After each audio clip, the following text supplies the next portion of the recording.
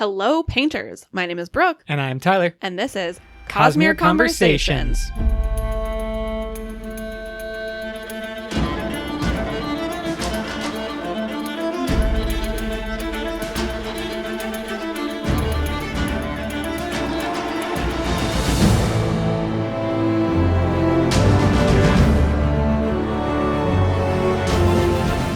Hello, all of you lovely painters out there. We are back for another book club episode looking at Yumi and the Nightmare Painter. We generated some conversations, some topics. Our first impressions episode went over so great. We appreciate all of your feedback. Before we jump into it, let's say hello and welcome to a couple of our new patrons. We've got Keith M. Hello, Keith. Welcome to the Patreon. And Argus Dubs. We say hello to you both and welcome everyone to join over on the Patreon, getting right now all of the exclusive episodes for the Secret Project 4. I almost said the title, but we'll hold it back just in case for a little. Just in case. Some people might still be trying to be not spoiled as they wait for their physical copy. It's a good one. Very excited. But to stay with Patreon, we have a very exciting announcement. Exciting indeed. Tell us about what's going on for the Year of Sanderson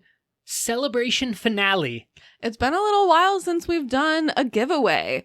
And so here at the end of this Year of Sanderson, we are going to do a raffle. So anyone who has been a patron for at least 1 month by December 31st, so last day of the year, any of those people are going to be entered into a raffle for a leather-bound Cosmere book of their choice. Obviously, the book needs to be available on the Dragonsteel website. We cannot control if something has sold out. However, if you have been a patron for at least a month by December 31st, you could win. Yeah, we're going to throw everyone's name into a big digital hat, pull out a lucky winner, and send them any of the leather bounds or deluxe secret project that they may want. We believe anything that is $100 or less USD, we will be sending it over to you as a thank you for this Year of Sanderson. A thank you to the fans, a thank you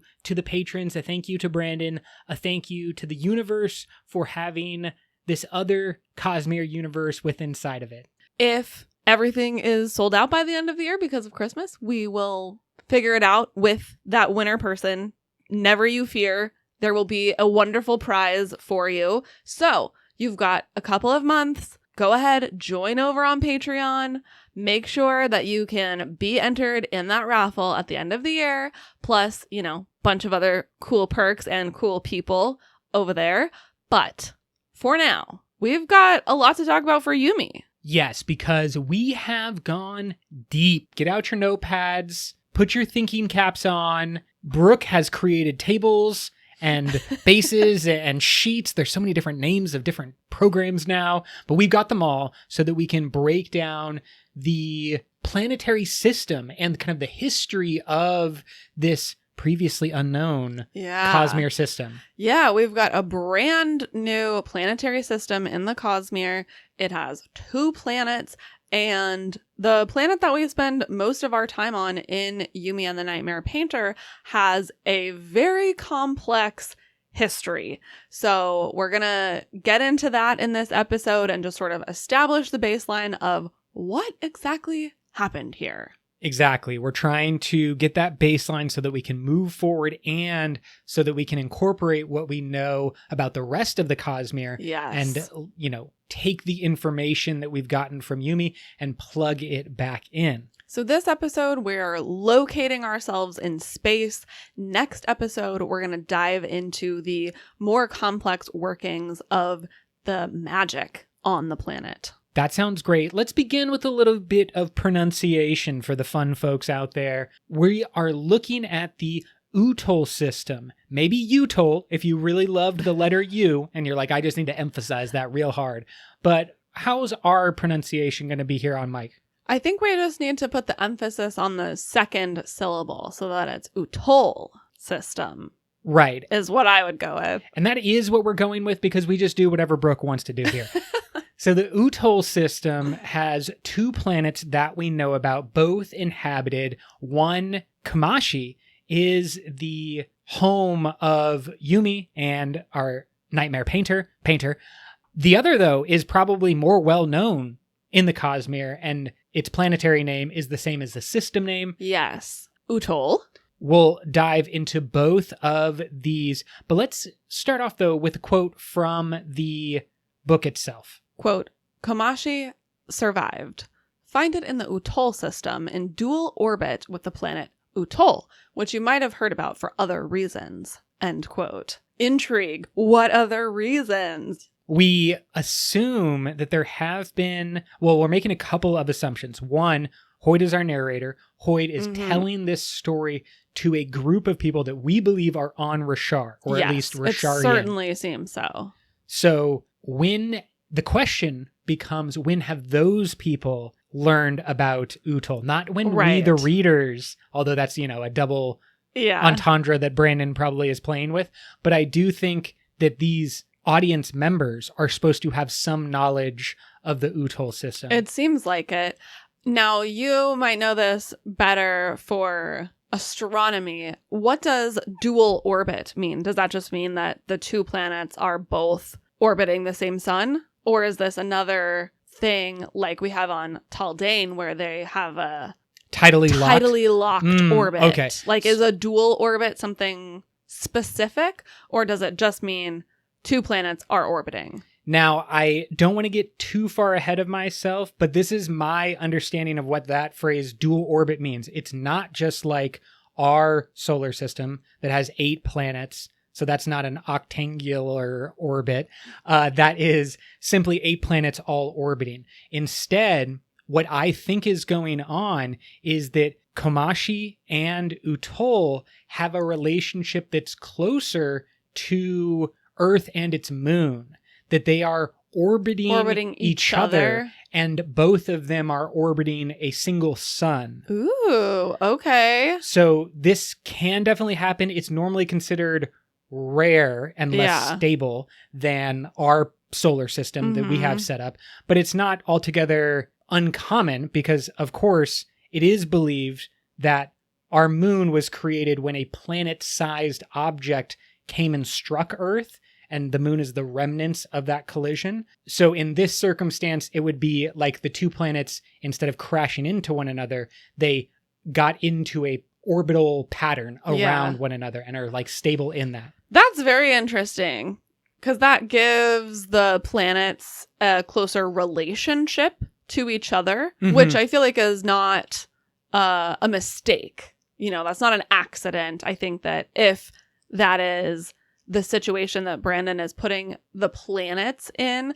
that has secondary implications for all kinds of other things in the Cosmere. Now, the question about being tidally locked as they are in the Taldane system, I think is separate, but it's not crazy to think that these 2 planets might be tidally locked with one another, even if they're not tidally locked to the sun. With the sun, yeah. So we might understand that single light from Utol to Kamashi as always being consistent like a sun because they are tidally locked in their orbit. Yeah, so they're always getting the same reflected light off of that planet. Yeah, and the same perspective on it, which of course moves them forward quite a bit, as we are going to talk about throughout their history. Super interesting. Obviously, we don't have a whole ton of information about that, but just that one sentence gives us a lot of things to think about.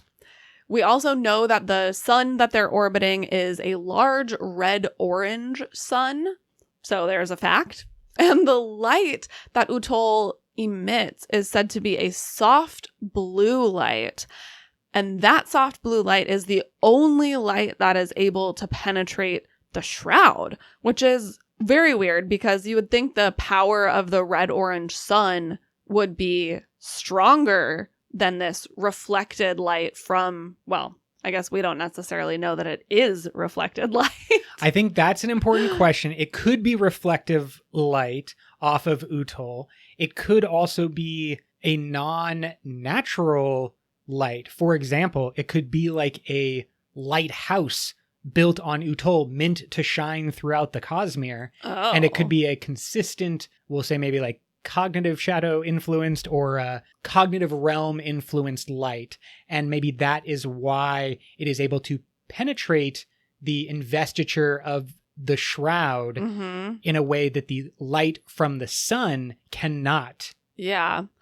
Yeah, that's a good point. If it is different from the sun in that way, in being able to pierce investiture, then it does seem like it would not be natural light, that it would be maybe invested light in some way, or silver light. Oh, tip girl. Oh my god, I literally just thought of that right now in this moment. Now, silver light working on multiple different meanings. We've not actually, I've never considered the possibility that the word silverlight may come from an actual thing, light that is generated by silver in some way. Yeah, we know that silver can counteract, pierce, affect, destroy investiture. Yeah, all over the Cosmere. That is a Cosmere constant. I really like this idea. I think I'm a genius. You are a genius, and it makes a lot of sense too, because Brandon recently did an interview with our friends over at the 17th Shard, and he talked about, I don't want to get too far out ahead because we are going to do a whole Word of Brandon episode from this year, 2023, but this is one of the important things. He said that the Silverlight sanctuaries are the remnants of dragon castles throughout the cognitive realm.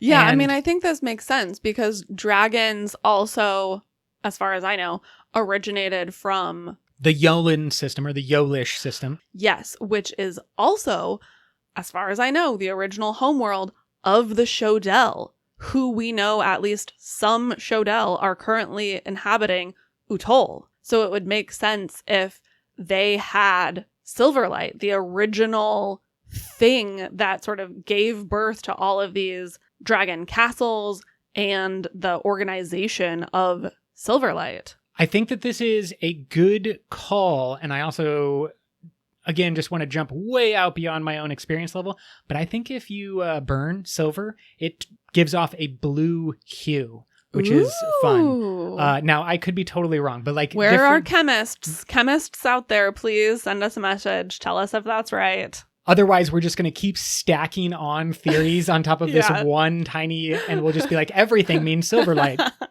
No, I really honestly believe that's a great call. Hoyt himself, though, does note that he does not understand why that light can penetrate the cloud. And if it was something as obvious as, well, we have Silverlight, which is some magical cognitive You would realm. think that Hoyt would know about that. Exactly. Darn it! However, what he said is he suspects it's because it's close to where Virtuosity splintered herself. And in the book, I think that's the first mention of Virtuosity. So maybe there is a Virtuosity as the source and something on Utol reflecting that source. The light is not coming from the sun, but it's coming from something that Virtuosity left behind. What if the light is reflecting off of silver? You really want this to... Okay, so the silver is the backing. It's like what the mirror is made out of. Yeah. And then the light source is maybe Virtuosity's remnants, the shard remnants. Yeah. And then it bounces off and travels throughout the Cosmere as silver light. There you go. That's how you stay a genius in this. Oh my gosh. There's your fun speculation for the day. And we're just starting because this is about to get a little bit crazier. As we've introduced Virtuosity, I think now is the perfect time to talk about the stuff we learned from Yumi and the Nightmare Painter. This is our 15th shard. There's only one shard left that is unnamed. We now have Virtuosity. Virtuosity, because I've seen some confusion and discussion about this online, Virtuosity is not related to the word virtue or like being virtuous. It doesn't have anything to do with being morally upstanding. Virtuosity means to have great skill in an artistic pursuit. So this can be turned into the word virtuoso, who is a person who is incredibly skilled, a master of their artistic pursuit. I think we said in our last episode that Yumi is a virtuoso of rock stacking. So that's what virtuosity means in the large sense. We know that this shard shattered herself, and we do not know why. We don't think that there is a similar maybe fight or battle with Odium that led to their eventual shattering. It's completely possible that Virtuosity unprovoked shattered themselves for reasons we don't comprehend at this time. But I, at least right now, would be hesitant to say anything else was involved in their shattering. It seems like it was their own decision. Yeah, obviously we don't know the different factors that went into that decision. For example, did Virtuosity hear a rumor that Odium was coming for her and preemptively shattered herself before Odium could get there? You know, maybe it's not completely in a vacuum, but it sounds like there was not, as you said, any kind of conflict specifically that led to this shattering. My question is, did the spirits, the Hijo, exist before the shattering? Or were they the result of the shattering? Did the Yoki Hijo exist before and or after? They seem to be sort of like the returned, because there's only 14 of them. Mm-hmm. So it seems like maybe the shard was choosing, 14 people at a time to be given a large piece of her power. How does that work after Virtuosity dies? Does Virtuosity shatter at the same time as the machine? I have so many questions about how this is all connected and what the timeline is. And we're going to play around a little bit more with the timeline, but more in regards to our characters. This idea of the shards timeline is maybe beyond our abilities. Yeah. Not that that's ever stopped us from speculating in the past. Speculating wildly. But I do think that we're not going to be able to solidify a timeline. The question you had about spirits, the Hijo, existing prior to Virtuosity shattering or after, I think it would be helpful to maybe do some comparisons to other things we see in the Cosmere, because the Hijo, the spirits, I think are most similar to Spren on Rashar. They are some element of investiture mixed with some cognitive realm sentience or just cognitive realmness that gives them a little bit more form. They exist minutely or at different scales in the physical realm. Right.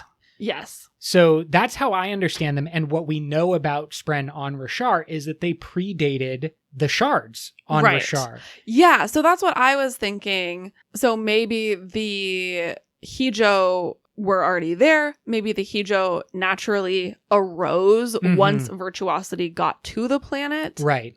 I could see that in the same way that Adonalsium could have walked on Rashar, and in the wake of Adonalsium, Spren could have started to manifest themselves. On Rashar specifically, I think it's a combo. Right. You have some Adonalsium, some shard investiture creating Spren. But Virtuosity could have showed up on the planet, and then the Hijo spirits could have arisen in their wake. Yeah. But then theoretically, they would be kind of separate or able to exist independently from the shard. They're not a... Because when Honor dies, the Spren on Rashar don't disappear or anything. So that would be my guess for the Hijo here, is that they naturally arose from the power of Virtuosity's investiture being on the planet for a certain amount of time. And then her shattering didn't really affect them. The other question that you had about the Yoki Hijo, Yumi's role in society, is important to give a hierarchy to as well, a comparison as well. And Brandon has helped us out with this one. He has ranked the power level of the Yoki Hijo to be comparable to Elantrians. Returned are beneath both of those characters. And then heralds are beneath the returned in terms of their, we'll say investiture strength. Yeah, that's a Great terminology. So Yokihijo, Elantrians, returned heralds. That's our ranking system as we currently understand it. And that means that whatever happened, whether it was a purposeful choice or it was like the power of the shard needed to go somewhere and it pushed itself into these 14 people, maybe who were the most virtuosos, not the most virtuous. Virtuosic. Yes, exactly. Yeah. Maybe they were a peak, or they had the potential to be the peak. And so the power just kind of like found the sources that made the most sense. Or maybe it was a purposeful decision of virtuosity. It seems purposeful simply because there is such a specific number of them and they are all women. Yes. She's like creating this almost matriarchal type scenario by choosing, all women to elevate in this way. And the weirdness of this world is remarked upon. We have, quote, "This world of yours, it's strange, the strangest I've ever visited. And I've been to Threnody. You have nightmares that come alive, creeping out of a miasma of raw investiture. That's the kind of stuff you get on a planet when a god has been killed." End quote. I think it is important to note that the other place where we know gods have been killed are Threnody, yes, but also the Celish system, where the vessels have been killed, if nothing else. Yes. And the power is kind of a different scenario. Yeah, but I think that the strangeness is definitely turned up in those places. I think it's interesting that the Utol system is being compared to a place where a god has been killed, and in this scenario of Utol, the god has not been killed. The shard has been shattered, but we don't know what happened to the vessel, right? Is that what you're saying? Yeah, absolutely. And the shard was not shattered by another person. I don't know if I would say that is killed, It's like murder versus suicide. Understood. Yeah, 100%. And I'm wondering, is that because Hoyd knows more than we do? Or is Hoyd using common parlance and just like common phrase, right? Because it's, flows well. But I agree, because we have the Celish system where the vessels died and then the shards went chaos, but they weren't shattered. The power of the shards has been shoved into the cognitive realm where the two powers have merged to create the door. Exactly. And that makes Elantrians one of the most invested things. Yeah, because when they are being invested, they're being invested by two shards, the power of two shards at the same time. In the Utol system, we have a vessel who could be very much alive. We have no knowledge about the vessel itself, but we do know that the shard was shattered. Hoyd saying that a god has been killed maybe is pointing to the vessel's dead as well, but we don't have that knowledge specifically. Yeah. And then the Threnodite system does not have a shard that is native to that system. The shard arrived in that system, a battle ensued, and then both the vessel and the shard were destroyed. Yes. Okay, so those are multiple different things going on across the Cosmere, but I do think they're all related. Yeah, absolutely. The Threnody is the planet that Komashi reminded me of the most. With the nightmares, they seemed very similar to the shades. So I did think it was interesting that Hoyd here compares the two planets and kind of just differentiates them by saying that Komashi is even weirder than Threnody. I would have expected it to be like, this is pretty much exactly like Threnody. To me, that hints at the power or the remnants of the power of virtuosity, like actually inhabiting the system. Maybe that's the Hijo, maybe that's the Heian lines, which we're going to talk about in more detail. Like there could be a lot more going on in the Utol system, which then when you introduce the weirdness causes more chaos. And so things get even weirder because they're amplified by virtuosity's natural leftovers. Maybe. But my other question about virtuosity is, what do we think her number is? We know that certain shards have affinities for certain numbers or certain colors. Obviously, my first thought was maybe 14 because there are 14 Yokihijo. But then I also thought maybe 2 Because so much of the book seems to be about duologies and like a yin-yang sort of situation. Black, white, cold, hot. What do you think? I think that 2 makes a lot of sense. Some of you out there might be saying, hey, Scadrial has 2 as kind of the representative number. But I think that's wrong, actually. Scadrial is 16. I think we have confirmation. Right, exactly. I think that there are some similarities to the push-pull nature. And again, I'm going to go to Brandon's interview so we can get a direct answer, because one of the members of the 17 chart asked why the split into 2 in regards to the Heon lines. Oh, okay. Yep. Yeah. And Brandon said, quote, "This is a theme you'll see wherever virtuosity is involved. It's a bit reflective of the general nature of the Cosmere, where you can see push and pull, but with virtuosity, it is more so," end quote. And I think that really what Brandon is getting at here is that 2 for virtuosity is the important number. thing. Yeah. That across the entire Cosmere, yes, there's some aspect of a positron and electron, a kind of push-pull, a positive, negative, yin and yang. All of that stuff exists, but with virtuosity, it's turned up to 11 or turned up to 2. That's very interesting. And then I just start going down like a numerology-esque rabbit hole where I'm like, okay, well, 14 is 2 times 7. So what does 7 mean? Like, why is it 14? As you said, those are the rabbit holes that are introduced, and we will go down them. But first, let's get into the history and the backstory of the main setting, the planet of Kamashi. Yeah, let's talk at first just a little bit about the basics of the planet, the 2 planets in this system. Kamashi is the planet we spend the most time on. On that planet, the locations that we hear about or see are Torio, which is the kingdom that was destroyed way, way back in the day by the Father Machine. In the modern day that we see, we have Kilahito, which is the city that Painter lives in. And we know that on this planet, 1 week is 11 days. And I think giving the contrast between the old world and the new world in a very similar way to a modern versus an ancient Japan or Korea, we have Yumi's quote-unquote world, which they mistake as the other world, and it's not.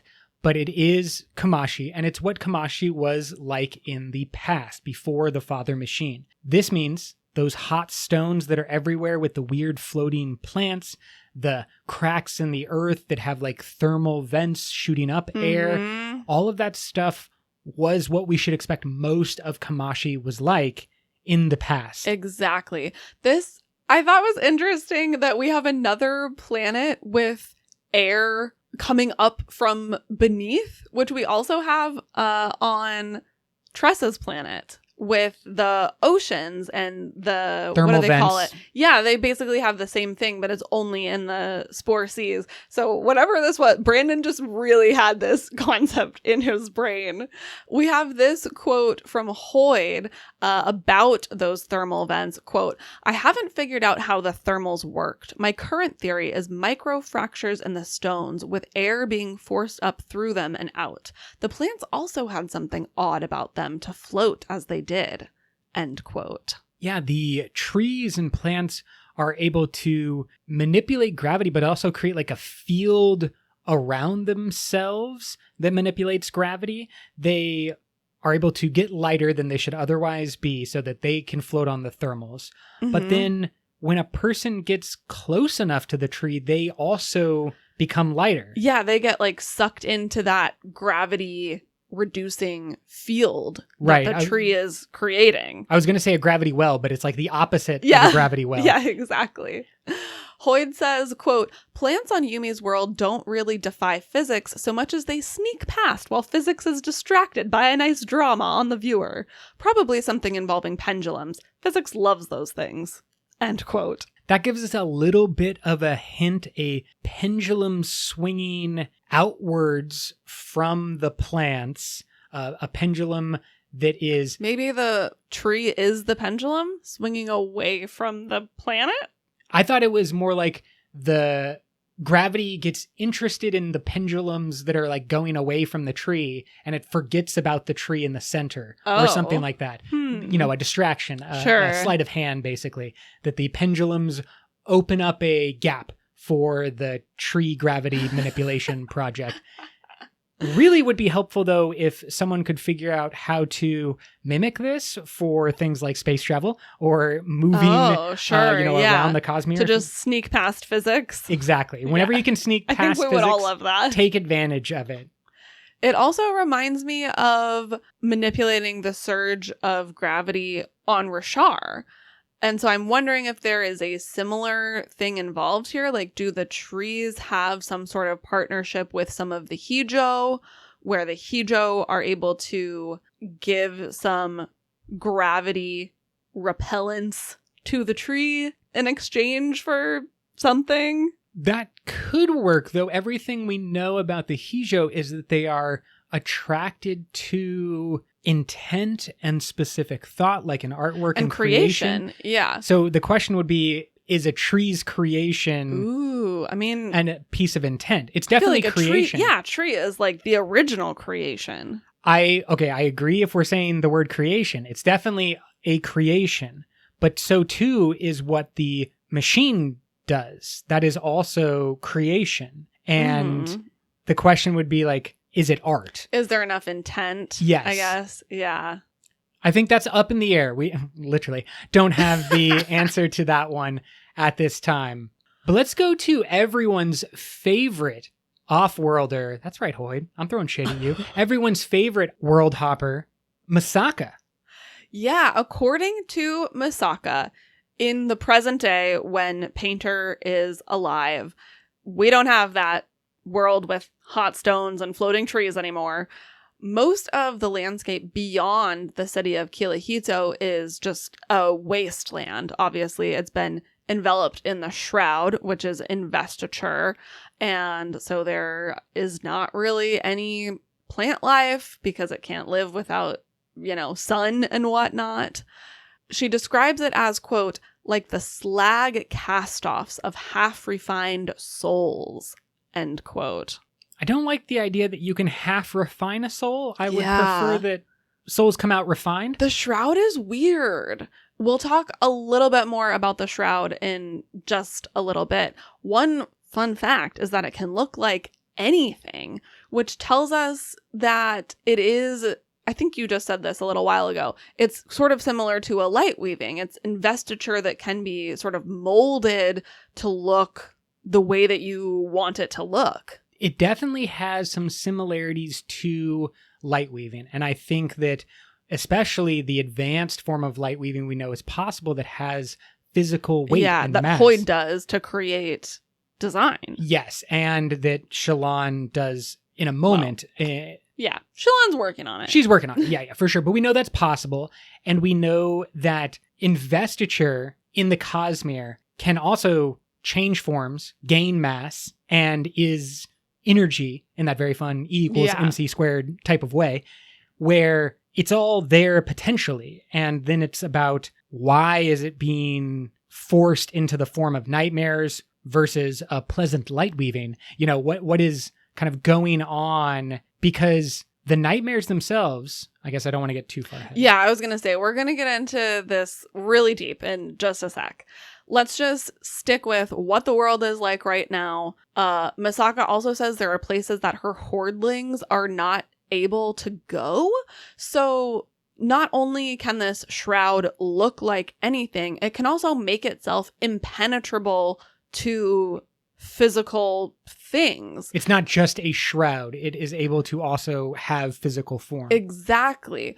Quote, hard places, Misaka explained, walls in the darkness where the investiture has become solid, rising up high in the sky into the atmosphere like columns, one vast one a few miles away, other small ones, circles, all of them like fortifications, end quote, which is such a powerful image, the idea of these big columns of solid investiture rising all the way up to the atmosphere so that there is literally no way to get inside. And within those walls is the world that we see of Yumi. Yes. And those places where we assume all the other Yokihijo are being imprisoned. Yeah. They are within those walls. They're in a silo. Fun call out for those of you watching that show on Apple TV, based on the book Wool. Great series. Not the one we're talking about today. Let's jump over to the other planet in the system, Utol the planet, because we get surprisingly a lot about this planet where none of our characters exist. Yeah. To go back to the silver light that emits from this planet, when we're first introduced to this light in the sky, it's described as, quote, "No, not a sun, just one star, a bullet hole in the midnight sky, bleeding pale light," end quote. I'm curious if when Virtuosity shattered herself, she created a rift in the realms? Like, are we seeing light investiture streaming in from like a tiny hole to the cognitive realm, or maybe all the way to the spiritual realm? I don't know if that's even possible, but that's just what I thought of when I heard this bullet hole bleeding light. Yeah, it certainly kind of reminds us of a shard pool, but maybe on a grander scale. I think that because we have seen shard pools that are exactly what you described, they are whole, but from the physical through the cognitive and tapped into the spiritual realm. And we don't see the same type of projection, off of Rashar where there are shard pools or vice versa on any of these planets. Yeah. That it can't merely be that. But plus, I guess this whole theory is junked because the next quote that we have is, quote, "The star wasn't merely a spot of light in the sky. Telescopes revealed that it was a planet," end quote. So it's not just a hole, as I was just thinking of. It is actually the planet if you look through a telescope. They see the planet. The star, yeah. Yeah, I mean, there is something going on about the planet that is weird. This light is not normal. And what is so confusing to me is that the people of Painter's world are so motivated by this light, so motivated by this other planet, that they invest whatever amount of money, time, resources, human effort in space travel so that they can ride a bus across the Heon lines over to that planet, and then they land on it. This is like the most major thing that would ever happen. Humans setting foot on Mars is the functional equivalent. But there's people on Mars. Except there's people on Mars, and then and they have 4 arms. So I think that the fact that in the back of this story, there was first contact going on is so wild. Yeah. And maybe just points at how common first contact is going to be throughout the Cosmere. It's just going to be happening so much on the reg that this was able to just happen in the background, when normally this is a full story. Like, this is the story. Yeah, absolutely. You're totally right. As you said, they meet people on this planet, Utol. They are Shodel people who are once again described as having chalk white skin. They're very tall and limber with 4 arms. So that is, consistent with what we know about Shodel. And then that's basically all we know about the planet of Utol. It brings up a lot of questions about what's been happening on Utol, because we would have to suspect that while there's not the same Shroud and Father Machine going on, there does have to be broken, weird stuff because of Virtuosity shattering. Yeah. Like, it's not a normal planet that is just casually looking at their neighbor, engulfed in a miasma of totally dark investiture. Like, what if they can't even see Komashi? They shouldn't be able to see Komashi, because if like this spaceship, or it's like a trolley, really, space trolley, starts coming at them and they're just like, where did you come from? All we can see when we look out into space is black. Right. The kind of way that light works, of course, is that there is a reflection or a bouncing back of the photons to you, the viewer. And if the shroud does not reflect anything, if it just like sucks up any light into the shroud, then it would be a black hole. Yeah, you wouldn't be able to see it. Exactly. It would just be non-existent. You would have to have some other method of seeing. Like, we don't look at black holes with light. We see them because they're spitting out lots of cosmic radiation and whatnot. So that's what we're looking at, not light reflected off. And we don't know if the people of Utol are even aware that there is another planet there. But for the people on Kamashi, that other planet is one of the most meaningful things in their existence. It's the only thing outside their planet that they're able to see. And it would have been the only guiding force for all those people who didn't have cities, like that one light fixed point. Think about in our history, the number of people and societies that built so many things all around navigating by constellations and stars and like the placement of different things in the night sky. This civilization has like their one North Star. That's it. And we would have to assume that it is, functionally the same. It is at the basis of myths. It's the basis of stories. Yeah. And the motivation to get off planet and to go see there, it forced them to look up out of the miasma where otherwise they might have been stuck on the ground, just totally trying to survive. Instead, in that way, Utol is a lighthouse for Kamashi, literally guiding them out of the miasma. Yeah. Yeah. And I think that if it is an example of the Shodel are not native to Utol, but are native to Yolen. Yeah. If they came to Utol, it's entirely possible that maybe they did know what was going on in Kamashi, and this is an effort by them to aid. Help? Yes, in the only way that they can, which is just like provide light. Interesting. Like, we're not going to go onto that miasma shroud planet to like see if there's any survivors, but we'll give you the lighthouse. And it could have been like the first example. I mean, the timeline gets a little bit weird here because it's only been 1700 years and we know the Cosmere's much older than that. Yeah. So they might not have known about it for very long, but this could have been purposeful to like help them out of the darkness. I think that's a possibility. I don't think it's likely, but it's not a possibility. Okay. We've gotten sort of our baseline of the planets in the system, what they're like, what's going on here physically in space. Let's dive into the history of Kamashi. How did we get here? Why is it covered in this shroud? What's up with the shroud? What is it made of? All of that good stuff. We know that 17 centuries ago, Yumi was born and was a real person.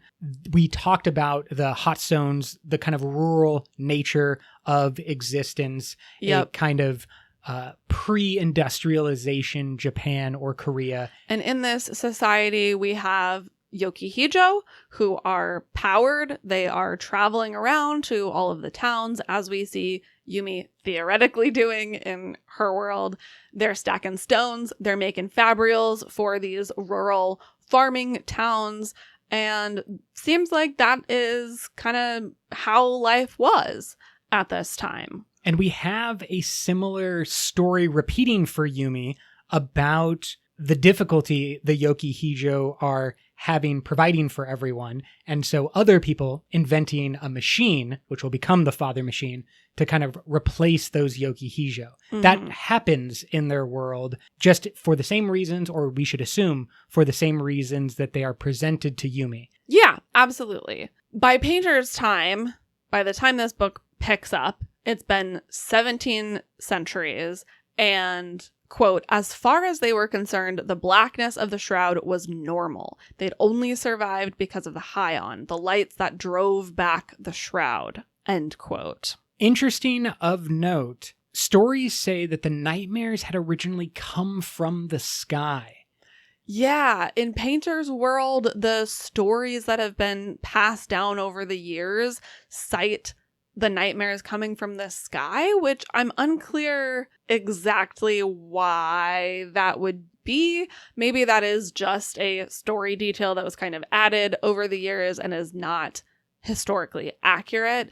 But one connection that I made with this is that the connection that happens between Yumi and Painter is also described as coming from the sky and sort of like hitting them like a comet, which is why they think that it might have something to do with a quote unquote star.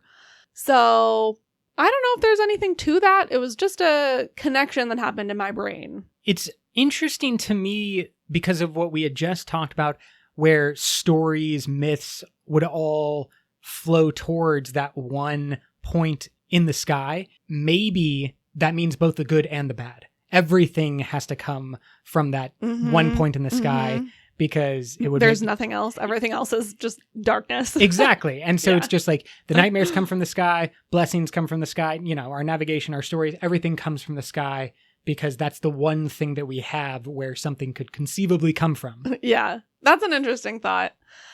Okay, then about 1763 years ago, so 1763 years ago, the Father Machine was turned on. It was meant to stack stones like a yokihijo, attract spirits, and then create power for the people. That is not actually how it worked. The idea was that they were going to turn the Father Machine on and it would start stacking rocks, again, in order to attract spirits, create power. It seems like the scientists didn't think about a catalyst. Like, how were they going to start the machine? It would need power to start, but its purpose is to create power, so it wouldn't have the power to start. Seems like a big oversight on behalf of these scientists. They did not create a catalyst. And so, in order to complete its programming, to follow its directive, its command, the machine uses human souls, the power of the investiture in human souls, to start, basically. That's its catalyst. It sucks up all of that investiture in order to start stacking stones, to attract spirits, to create power. So the creators of the Father Machine are its first victims. Or the people and directly everybody around. else. Yeah. So it immediately goes out and says, I need power to begin my programming. Yes. Consumes their souls, which are investiture and can just be moved around. It has the same limits on energy in our universe, which is that it can't be created nor destroyed. You're just shuffling it around a little bit. And it's like, oh, look, you happen to be over there in human form. I'm just going to borrow you to start my machine process. Once that machine process has begun, then it can carry out its objective of attracting spirits, which it does perfectly for the next nearly 2,000 years until Yumi shows up and beats its pants off like the great John Henry that she is. Yes. And I know that we have already gotten some feedback from you listeners out there, and we want some more. But this question about what the Father Machine is, I gave a hot take in our first episode, and we're going to dive into this basically like every episode as we continue going forward here. But our patron, Fubar, in reference to me calling the Father Machine a paperclip maximizer, and only a paperclip maximizer, pointed out that the thought experiment, the paperclip maximizer, is in regards to, or is part of the discussion in artificial intelligence, and deals with what is known as the alignment problem. How do you align the goals of humans, the creators, with the machines that they create? Yeah. And how do you... Obviously, what we have here is a machine that is not aligned with what the humans wanted because they didn't think about it. They gave Which is why we come back to that quote, be very careful about the commands that you give an awakened machine. Exactly. Now, an awakened machine versus an AI is kind of where I want to introduce this concept, because it is still my opinion, despite Fubar and many other people on the internet who are like, the Father Machine is an AI. I still think that the Father Machine represents a non-artificial intelligence, at least at the point of its creation. In this moment in their history, when the machine is turned on, I don't think it's an AI. I think it's a machine that they don't know how to control, in the same way that maybe nuclear bombs could be a machine that we don't know how to control. I don't know. For a lot of reasons based on the text, but in this moment, my thought is, if you and I created a machine and forgot to give it a catalytic power source, we turn it on, it just wouldn't do anything. It just wouldn't work. However, if it's an AI machine, then maybe it has the ability to find its own catalytic power. That's my argument for this still being an AI machine, even at the very beginning, because it does get around that original roadblock. Yeah. Yeah. And I think that's a good, strong argument that it basically runs into a problem and is able to solve that problem. Yeah, I'll figure it out. Without the intervention of the humans. Exactly. And that is an excellent distinction between AI versus not AI. You know, when something can solve a problem that it wasn't specifically programmed to solve. Right. Yeah. Like that is a good distinction. And I think that your argument is very strong, with the exception that in this universe, there is Cosmere, magic, and investiture. And I think that that is introducing more complexity into the system. That basically what we have here is the machine is given an ability to take in energy from the power source that it expects, which is spirits. So it's like you know, fuel yourself with spirits. But there is no difference between spirits and humans to the machine. So it didn't reprogram itself. It didn't go outside of its parameters to get that catalytic start. It literally did everything that it was programmed to do exactly as it was programmed to do. Yeah. They just didn't realize that they were the source. Yeah. They didn't realize. Obviously, they weren't like looking inside of themselves like, my soul is made out of the same things as Hijo. Exactly. They gave it directions of like, use spirits to power yourself. Yeah. And then you are investiture machine. Use investiture. And it was like, there's investiture like, right okay. here. Yeah. So it didn't go. And that is really what I am looking at this thing as an artificial intelligence. You know, lots of examples that we could pull from. I think we'll save the specific references to real world stuff going on. But basically, I don't think that this machine has shown any ability right now to adapt, change, or even learn, which to me is the baseline of what is necessary to be an artificial intelligence. I think you're wrong, but perfect. Let's just get back to our sort of historical timeline here. Machine turns on, it does its thing, it gets around its programming issue by sucking in all of the souls. Or it doesn't get around its programming issue and it does exactly what it was required to do. When it does this, the machine destroys the human bodies. It harvests their investiture, and that somehow creates the shroud. It's described as, quote, a dark miasma literally crafted from the dead. Everyone's identities evaporated and transformed into this dark force. Imagine it like the tar that decomposed bodies sometimes turn into, end quote. Super important to note that identity is capital I identity. How in the world does your capital I identity evaporate? How does it get transformed into a dark force that's like tar? I have tons of questions about that. And then sort of later on in that passage, it says, quote, a soul cannot be destroyed. It can only change forms. The machine then didn't use people up so much as transform them. They lingered as this blackness, a churning soup made of tens of thousands of souls subject to the machine's domineering will, end quote. So I think there's a lot of visual similarity to like the burning of coal and like fired plants, you know, filling the sky with dark smoke, especially over early industrialized cities like London, where it was like hard to breathe because there was just so much smoke in the air. And all of that was, of course, fueling their society in the advancements that they had.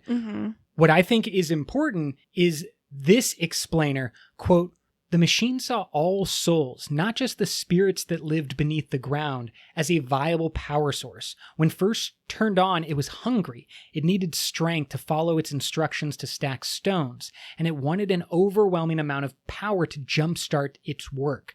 No spirits were available, so instead it reached out and seized the nearest sources it could find, the souls of the people of Torio. End quote. Kind of backing up my idea that it had no distinction between human and spirit, but once it had that catalyst and once it could perform its task of stacking stones, it then became a perpetual energy machine. It was basically taking in the necessary energy it required as a machine. Yeah. I want to talk about the actual shroud, but to get to your point right now, you're completely right. They designed this to be an infinitely powered machine. Theoretically, this is possible because the Hijo, the spirits, are connected to the spiritual realm. So it sort of traps them and then is able to continue pulling investiture out of them, and like the spirits are never going to run out of investiture because they are connected to the infinite well of investiture that is the spiritual realm. Yeah, in a weird way, it's almost like metallurgy and an allomantic source specifically that is impositive, right? Where we understand the metal on that planet as a key that unlocks the spiritual realm, which is infinite energy, an infinite source. Mm-hmm. And if you had a bit of metal that never decayed, never burned out, never needed to be replenished, and it was just a metal that was perfect and could be opening the spiritual realm, that's basically what the Father Machine is able to do with these spirits. Yeah. The spirits, in my example here, are the metal that basically just like allow the passageway to be open to the spiritual realm, and then the machine can pull out as much energy as it wants, and the spirits never seem to decay or break. Right, exactly. It never runs out of power. Right. What happens when it does this, the sort of byproduct of the shroud being created, and that quote that I read earlier indicates to me that there is actually some kind of line between soul and investiture. Like, all souls may be innately invested, but what I hear from this passage happening is that the machine sucked the investiture out of the souls, and then the souls stick around and create the shroud. Yeah, I think that's a fine. I mean, but the miasma is also investiture. That's kind of the thing. It's not like the souls aren't non-investiture. I mean, I'm just reading what it says. It says that it's crafted from evaporated identities. And it says that it is crafted from thousands of souls that are lingering in the blackness as churning soup. And at other times, the miasma, the shroud, is described as investiture. It is able to be manipulated, which is what makes me think it's investiture, but maybe the machine is just manipulating identity? Like, what does evaporated identity mean? What does it do? We have no idea. Yeah, I mean, there's definitely lots of questions. Brandon also referred to the shroud and the way that it's able to change as a little bit of stormlight given physical form or physical presence, like a light weaving. So like light weaving. Yeah, so light weaving is stormlight shaped around in whatever form they want, can be given some physical presence, but the base of light weaving is manipulating stormlight. But why which is an investiture. Why would the machine not have sucked up every bit of investiture? You know what I mean? Like, it seems pretty efficient. I guess maybe we can just say that is an inefficiency of the machine, is like it sucked up some but not all of the investiture in the humans. No, I think that we would better understand it like a coal-burning plant that took in coal, that's human souls, which is energy, densely packed, right? And then it burned that coal. It got the thing that it wanted, which was investiture. Heat. No, it didn't want investiture. It needed a catalyst to start, because what it actually wants is spirits. Like, that's its goal, is to attract the spirits. But like you said, spirit, investiture, it's the same thing. It runs on investiture.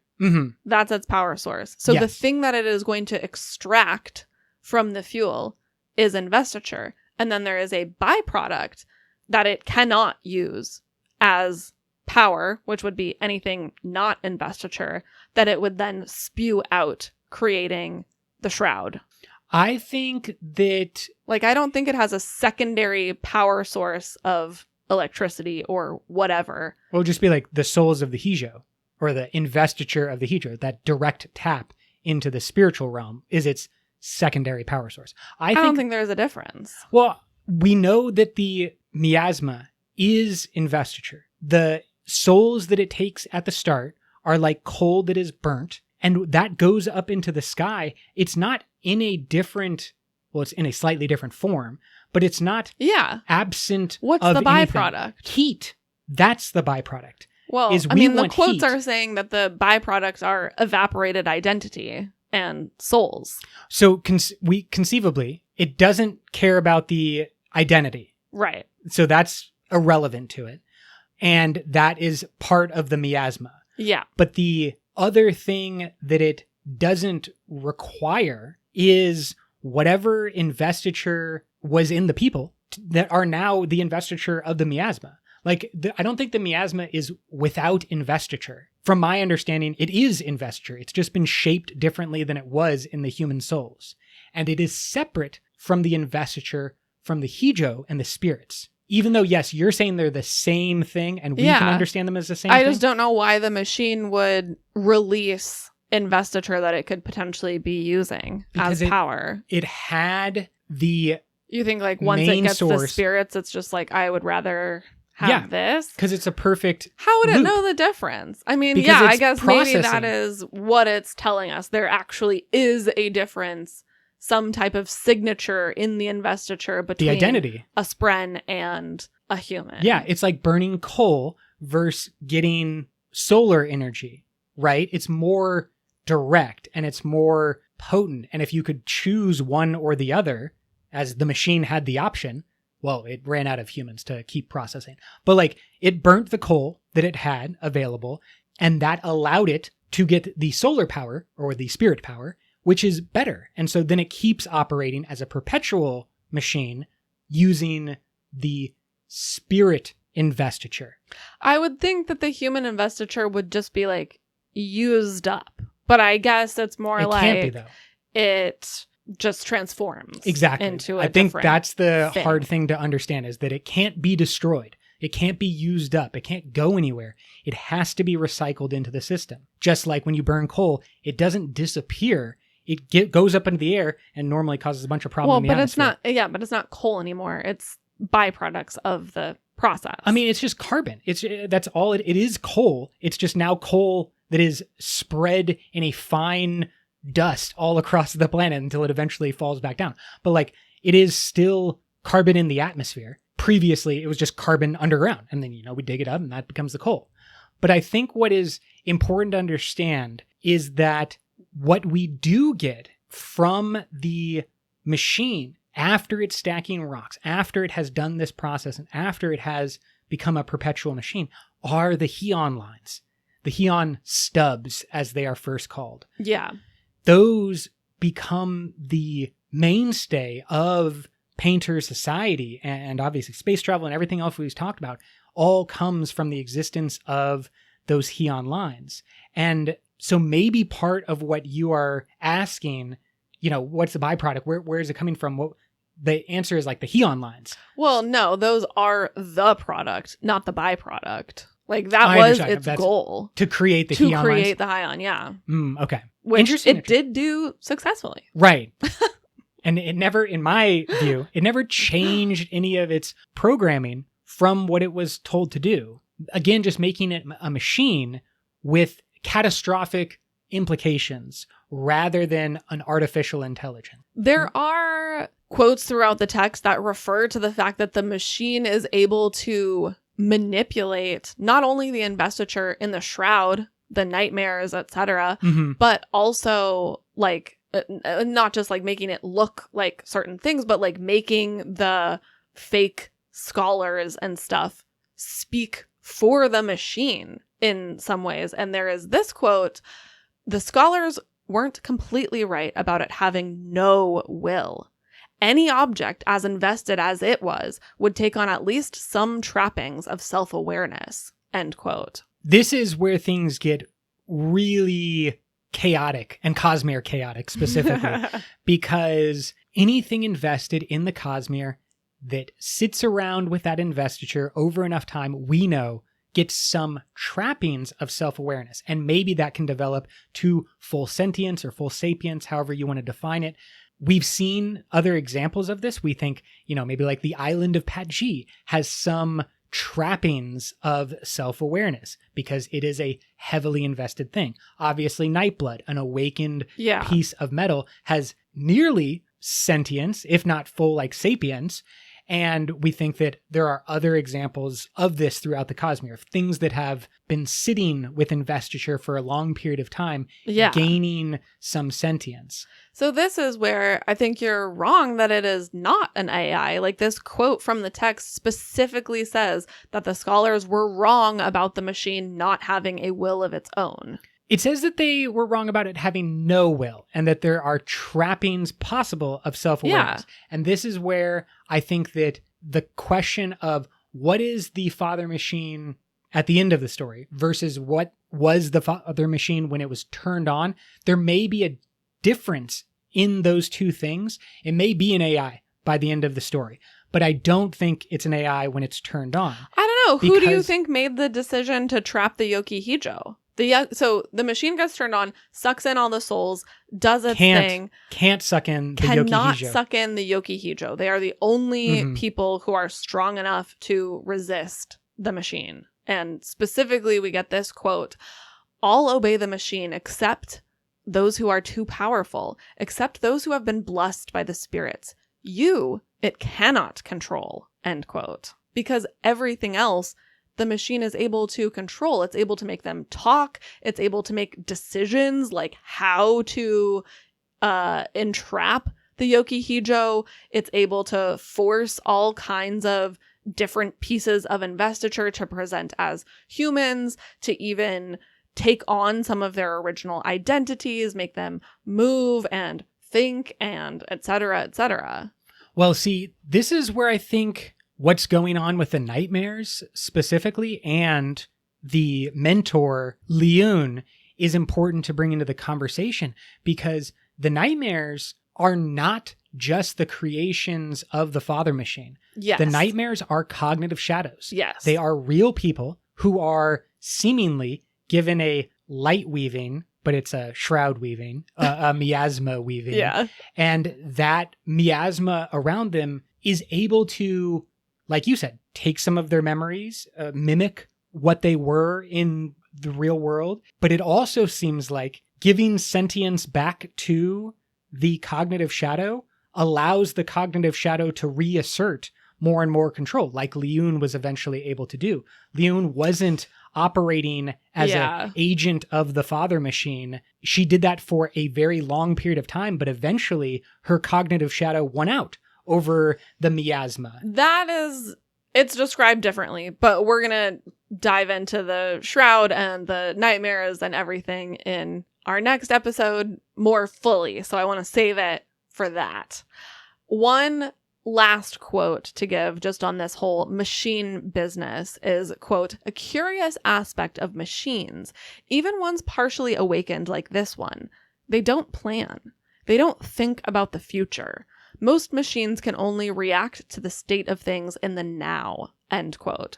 So that backs up your point about this maybe not being AI. It is not planning, ideating the future, right, and thinking about things as a human would.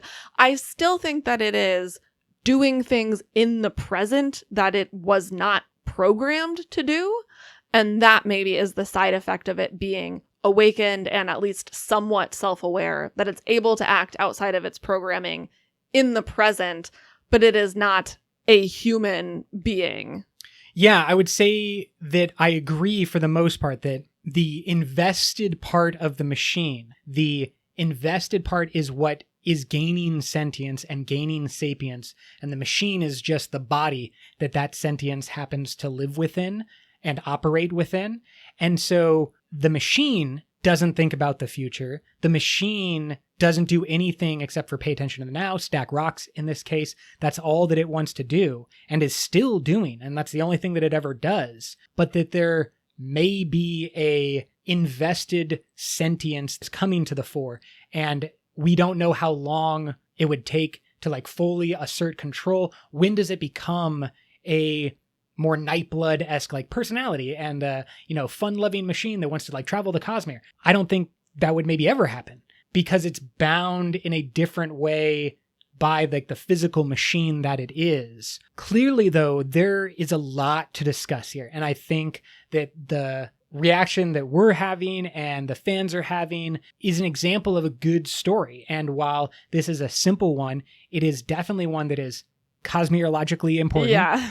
And it was one that can keep asking these questions about the nature of the Cosmere, the nature of souls and identity, connection, and how all of these things are operating.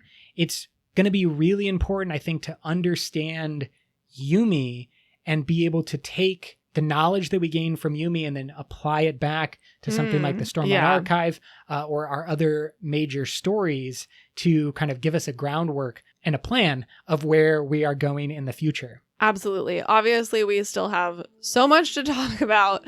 So we're really excited to get back on mic for our next episode. Until then, thank you so much for listening. And until next time, life before death, strength before weakness, journey before destination.